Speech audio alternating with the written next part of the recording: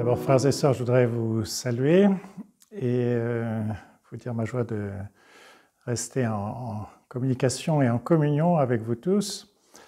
Nous venons d'apprendre ce matin la décision du Premier ministre qui a confirmé la jauge de 30 personnes par messe jusqu'à peu près au 15 décembre. Éventuellement, donc, il y aura des évaluations. Le Premier ministre a dit qu'il restait en contact avec les responsables des cultes en France, mais je pense que la majorité des croyants sont très surpris par cette jauge qui a un côté absurde, il faut le reconnaître. Et entre 30 personnes dans une minuscule chapelle et 30 personnes, comme le disait l'archevêque de Paris à Saint-Sulpice, ou pour nous au Sacré-Cœur de Grenoble, ce n'est pas du tout la même chose. Et donc nous avons du mal à comprendre les raisons de ce choix très arbitraire. C'est comme cela, nous allons nous adapter, comme nous le faisons déjà depuis un certain temps. Et donc nous avions une réunion ce matin en visioconférence avec les curés du diocèse et nous avons évoqué la question. Et j'ai encouragé les prêtres à, si possible, célébrer plusieurs messes le samedi soir et le dimanche pour permettre au plus grand nombre d'entre nous de participer à l'Eucharistie dominicale. Et donc, je laisse aux curés des paroisses prendre des initiatives, éventuellement aussi, dans certaines possibilités, de se rassembler à 30 dans une église, même s'il n'y a pas la messe, avec peut-être une délégation exceptionnelle pour pouvoir recevoir la communion eucharistique. Et donc voilà, je laisse là au discernement pastoral de vos curés, mais nous devrons respecter donc cette jauge de 30 personnes par messe et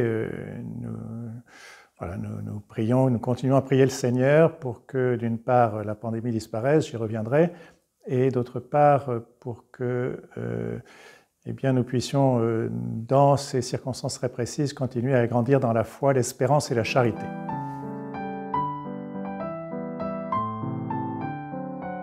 Le temps d'Avent dans lequel nous allons rentrer ce dimanche 29 novembre est le temps de l'attente.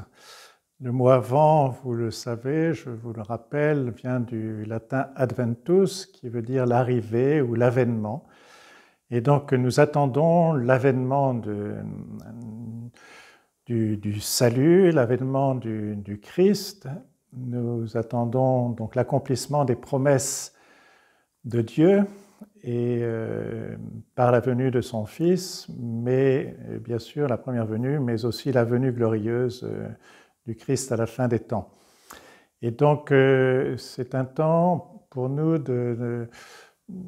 pour nous recentrer sur l'essentiel, sur le seul véritable bien qui peut sauver le monde de tous ses malheurs, le seul véritable bien qui peut combler nos cœurs.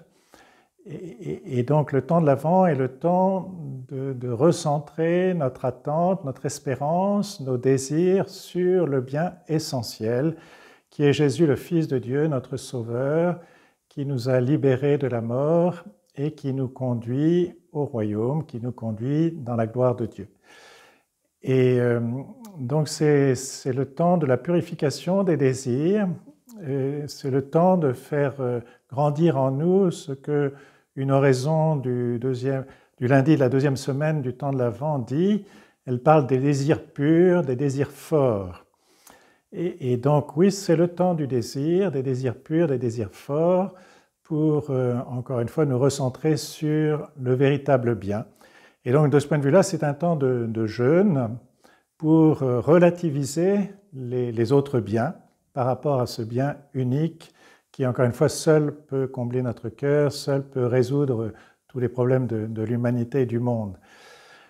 Et dans le temps de l'Avent, il y a deux figures de sainteté très particulières mises en avant. C'est bien sûr Saint Jean-Baptiste le précurseur et bien sûr la Vierge Marie, puisque elle-même attend donc la naissance de celui qu'elle porte en son sein. Et le 8 décembre, nous fêtons bien sûr la fête de l'Immaculée Conception. Je vous propose, comme cela est proposé dans un certain nombre de diocèses de France, de vivre une neuvaine de prière par l'intercession de la Vierge Marie, en demandant à Dieu de nous libérer de cette pandémie, s'il le veut bien. Et donc, je vous propose une prière qui sera diffusée dans le diocèse et à dire à partir du lundi 30 novembre jusqu'au mardi 8 décembre inclus. Et voilà, nous prions avec confiance. Cette prière est un acte de confiance en Dieu et en même temps un engagement à adhérer à ses vues qui ne sont pas forcément les nôtres, mais nous faisons confiance à Dieu. C'est pourquoi nous osons tout lui demander. Et bien sûr, lui répondra comme il voudra à notre prière, mais cette prière, quoi qu'il en soit, portera des fruits. Et donc, je vous invite à le faire avec moi dans une dimension diocésaine et encore une fois en communion avec bien des diocèses de France. Alors, je voudrais vous souhaiter une belle liturgie de l'Avent, qui est un temps très riche, et je vous invite à méditer vraiment les textes que la liturgie de l'Église nous propose durant ce temps de l'Avent, qui nous font réhabiter justement toute l'attente du peuple de la Première Alliance, qui nous font méditer les promesses de Dieu à ce peuple, et donc c'est une démarche très belle et très riche. Donc la messe du premier dimanche de l'Avent sera retransmise comme les derniers dimanches, les 3 derniers dimanches, en vidéo et par RCF. Mais cette fois-ci, je ne présiderai pas car je suis condamné à l'isolement ayant attrapé moi-même le virus. Rassurez-vous, tout va bien, je n'ai pas de fièvre, je n'ai pas de symptômes secondaires et donc j'espère en sortir très vite. Je vous souhaite encore une fois un très bon temps de l'Avent et la joie d'être ensemble dans cette marche vers Noël. Merci.